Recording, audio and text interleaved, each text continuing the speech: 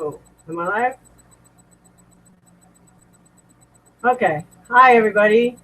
Um, I don't know how you get in here, but I'm going to have to leave for a minute because I got food in the kitchen. What is going on? Uh,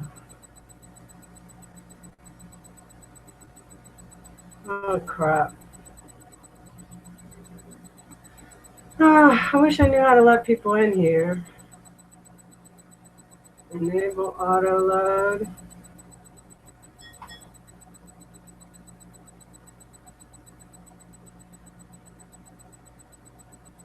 Okay, I don't know what any of that means. All right. Well, I hate to leave, but I got to do it.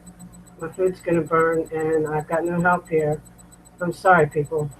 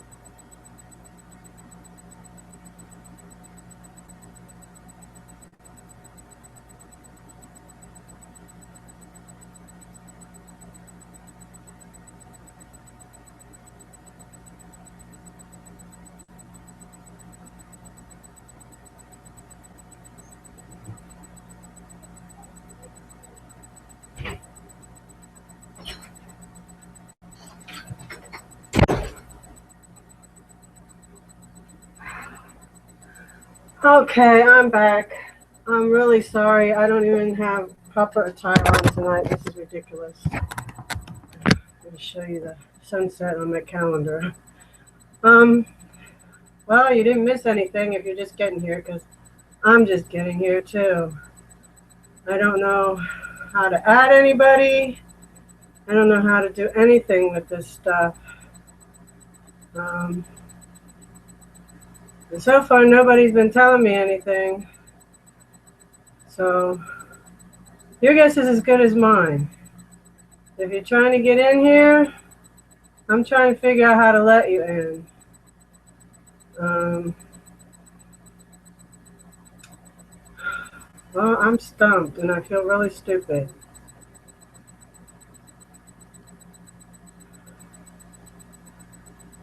Shit. So I'm here, and I don't know how to let you in. So let's see over here, chat. I found the chat. Yay. Okay, I come up as voluntary virtues, but that'll work. What else we got over here? Screen share, capture, cameraman, control room. Maybe the control room? Nope. That doesn't show me how to let you in either. Well, maybe somebody in chat will. So, let me go back to that. All right, well, if you're here, go to the chat so you can talk to me because I don't know what's going on.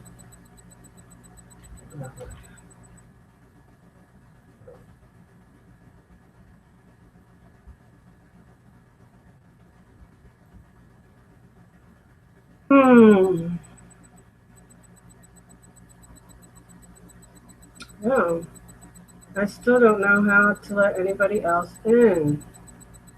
Invite people. Public. Invite. Okay. I don't know. Let's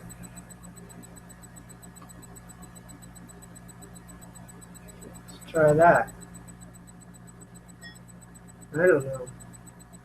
If anybody can help me figure out how to get people in here that want to join the chat. I'm not talking about Invisible Hand very much tonight, considering I'm trying to figure out how to make this work. So this might not even be worth saving, although it'll be saved anyway.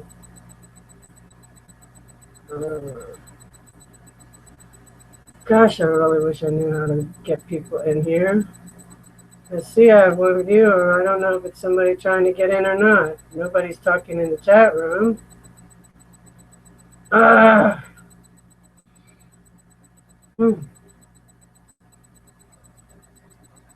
Settings. No, that doesn't help. Invite people. Well, let's try this.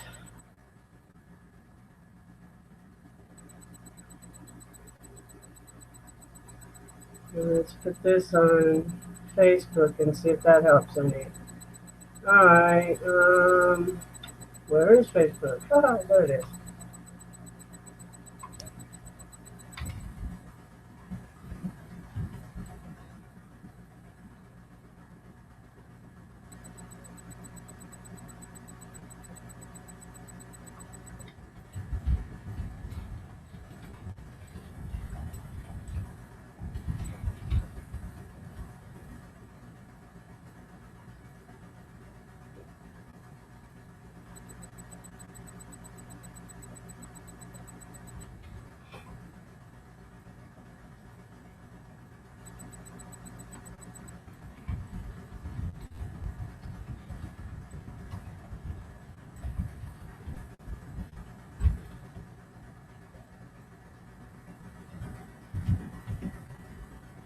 All right, let's try that and see if that works. I sure hope so. Because otherwise, it's another fun evening of talking to myself. Haha. This is getting boring. All right, well,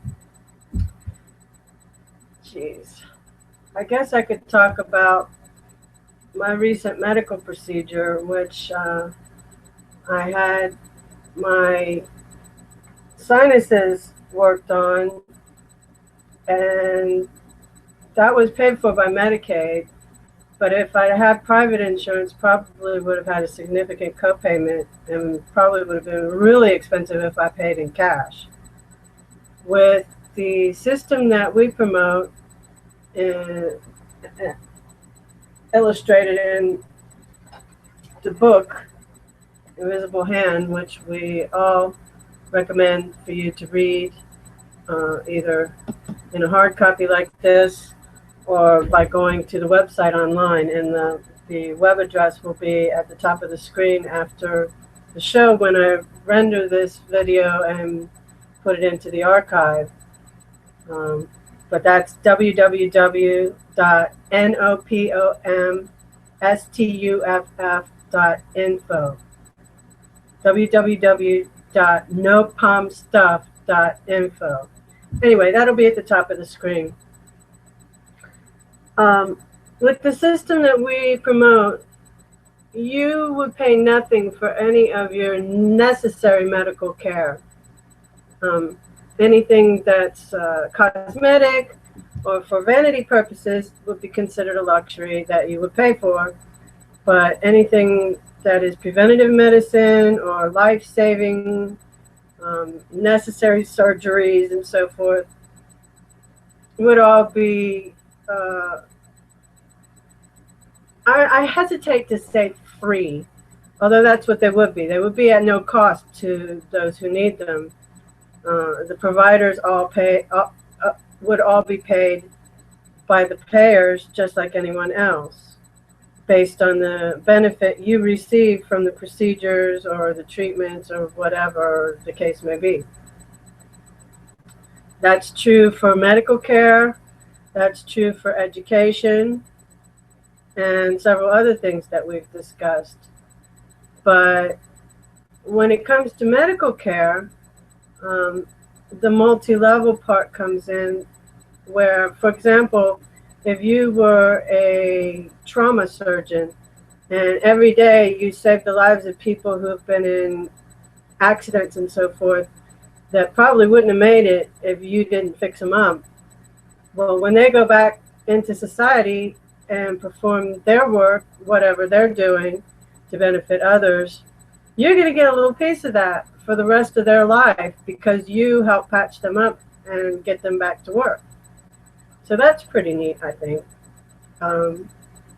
Like I've said before, the money in this system works like video game points, but it also has a multi-level aspect to it. It's not multi-level marketing because you don't market in this system at all. It's multi-level payments, however. You could get paid several generations deep when you provide benefit to someone else who provides benefit and so on. If they use what you did for them or what you imparted to them to help others, then you will be recognized for that. It's a lot harder to understand without going through the story in this book, which was written solely to illustrate how the system would work. This book was not written as entertainment. It was developed as a vehicle for explaining something that Larry had tried for 3 decades to explain unsuccessfully. Oh gosh, I wish somebody else would enter the Hangout. I don't even know how to let them in if they try. I suppose it'll ring like a telephone? I don't know. I wish somebody who knew would tell me. Come on the chat or something.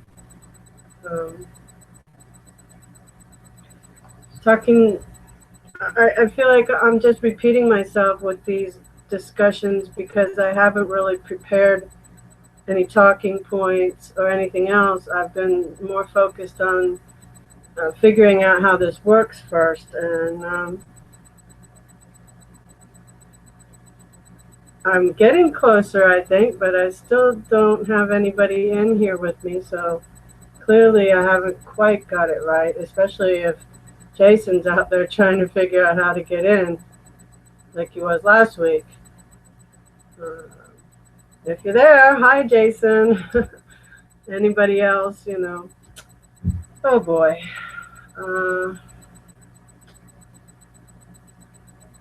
I just don't know what else I can do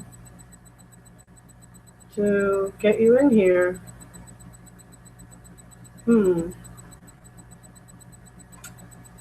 Well, I've already wasted half my time between going to the kitchen and fiddling around here. I guess the best thing to do is to remind you that we have a whole archive of previous lectures that Larry narrated, and soon we will master this and be having actual discussions here. Thank you for being patient, and if you're as inexperienced as we are, I'm really sorry that I can't help you figure it out. And if you know more than we do, please share your experience and knowledge with us so that we can make this work. Because so far, I feel like a silly goose sitting here just gabbing away all by myself. Hmm. Well, um, I can tell you that the system is very appealing for a lot of reasons. Um, you'll never have to work a job you're not suited for again. Other people will fill those positions. There's always something for everyone in this world. But currently, the way the world works, people are just thrown wherever they're needed, regardless of their qualifications or abilities. And that's just absurd, inefficient, and ridiculous. A lot of times people have jobs just because they're related to or friends with the person who gave them the job, and that makes no sense either. In a completely merit-based system like the one that we promote, that wouldn't happen anymore. There would be a lot more thorough aptitude testing in order to determine where each of us will function best in society and what route we need to take to get there, because depending on what we should do, some of us should go to college, some of us should go to technical school, some of us should probably just go straight to an apprenticeship and learn on the job, especially those who learn better by doing rather than by hearing or seeing things, like my own son. I was talking to him earlier today about how to study for naval history, which is one of his categories on the test for advancement to move up in rank. And the reason he's done poorly on that one opposed to some of the others is because it's not tangible. To learn naval history, you have to read it or listen. The History Channel, audio books or what have you, but there's no way to take your hands and put your hands on history to learn it. So that makes it just very, very difficult for him. And therefore, I imagine once the system we promote is adopted, people would be catered more to with their particular learning styles. Classes would be smaller. Teachers would generally be compensated better and longer than they are now. For example, a teacher who taught their students well and whose students went out and used what they were taught, that teacher could make quite a lot of money over a lifetime of teaching, and a considerable sum after they retire from the net benefit generated through all of their students.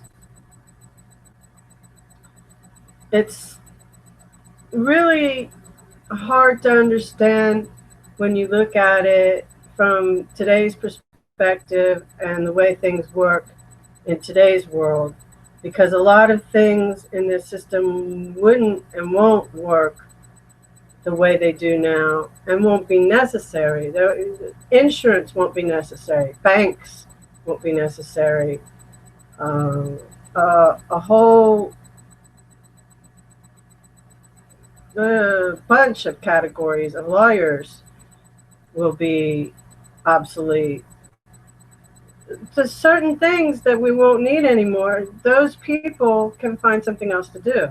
And they get to keep all the money they already had. And they're not losing anything other than their profession. And if their profession is redundant, unnecessary, or obsolete in the new paradigm, then they should retrain and do something else. In fact, a lot of them are probably doing what they're doing just for the money and hate what they're doing. So why not move on to a world in which we can all focus more on loving what we do and doing what we love instead? Because if we're engaged and enjoying what we do, we're going to be better at it. We're going to work harder at it. We're going to benefit more people in the long run. There's nothing worse than a bored worker who hates their life and everything they're doing. There's very little benefit to their company or themselves. They just trudge along and barely get by. No one wants to live like that. But a lot of us do end up living like that by default. I don't know if I've mentioned it before, but Danny Johnson always says, live by design, not by default. Choose the way you will live, or you're gonna live, but it may not be the way you want to. So this system allows people a lot more opportunity to do that, a lot more freedom and less pressure. When you don't have to pay for the basic necessities of life, you can breathe while you figure out what you should be doing or can be best at. The young people won't even notice the difference. They're just going to love it from the beginning. The older someone is, the harder it will probably be to transition to the new system, and that makes sense. I mean, think of all the people you know. The young kids soak up the technology like they were born with it. And the older people, particularly those over the age of 65 or 70, sometimes won't even use a computer or cell phone and shun it entirely. So, and if you are over 65 or 70 and you're watching this, I love you. I love when old people are willing to roll with the punches and absorb new skills, embrace the technology, and not fear change. Little kids, I think, in general, accept everything easier because as a little kid, everything is changing. You're changing as you grow, and as a little kid, you're growing constantly. You're learning more all the time from the moment that you begin to learn until, if you're learning, if you spend your life learning, all the way to the grave. And honestly, I believe that when you stop learning, you start dying. You really, keeping our minds sharp keeps us from ending up sitting in the corner in a wheelchair, which is the last thing I want out of this life. I would rather a lot of other things happen to me than to end up sitting alone in a corner somewhere in a wheelchair someday. So, and another thing is, with this system, I don't think anybody would be sitting alone in a corner in a wheelchair because people would be paid to spend time with them, to be companions, to whatever. They wouldn't. There would be incentives to help someone like that instead of just letting them sit in a lot.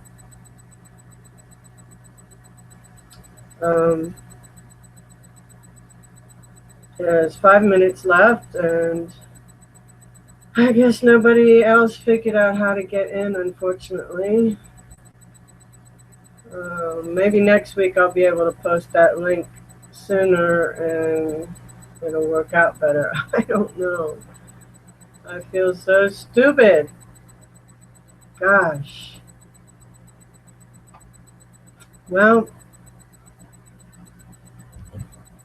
if you have any advice for me, I'm Ms. Lydia on Facebook, and if you want to email me, it's mslydia@gmail.com. I'd love to have some advice on how to make this chat work, because I'm pretty sure that there's a couple people trying to get in right now, and I have no idea how to facilitate that. So, yikes. I'm sorry, but I think I made a little more progress this week with finding that link. There's all these different little icons and things, but it seems like some of them just don't do anything useful for my purposes. Oh well. I'll find out how to use it soon enough. And hopefully by this time next year, we'll have a whole crowd in here, right? I can hope. I think there's another show right after mine, so I don't want to run overtime. But I started late, so I guess I'll go right up until the 8 o'clock mark here, babbling away about nothing.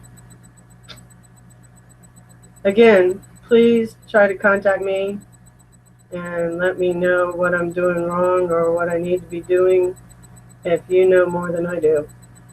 And if you don't know more than I do, you can still feel free to contact me. However, I prefer not to discuss Invisible Hand with those who have not either read or listened to the MP3s of the novel first, because they tend to have questions that would have been answered if they had read the book.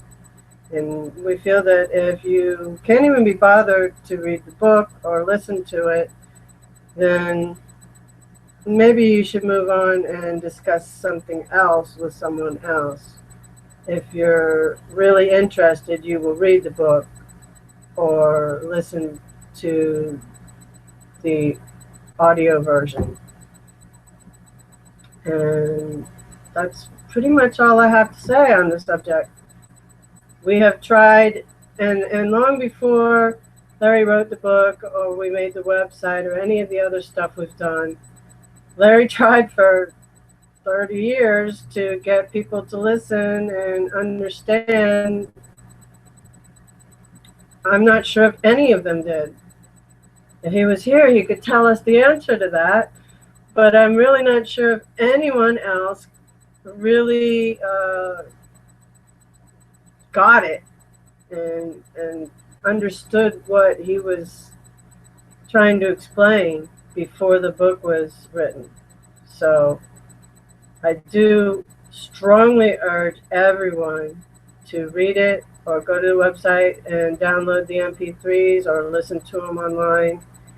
You can download them to listen to on any MP3 player, and or you can burn them to CDs or DVDs or something, whatever is the most convenient way for you to listen. And then you can listen in your car, you can listen while you jog, whatever the case may be. In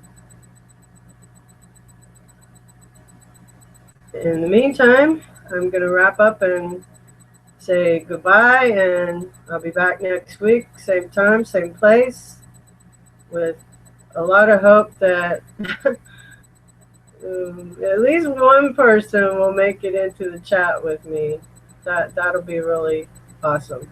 So I love you. Thank you for suffering through this if you got this far. Bye.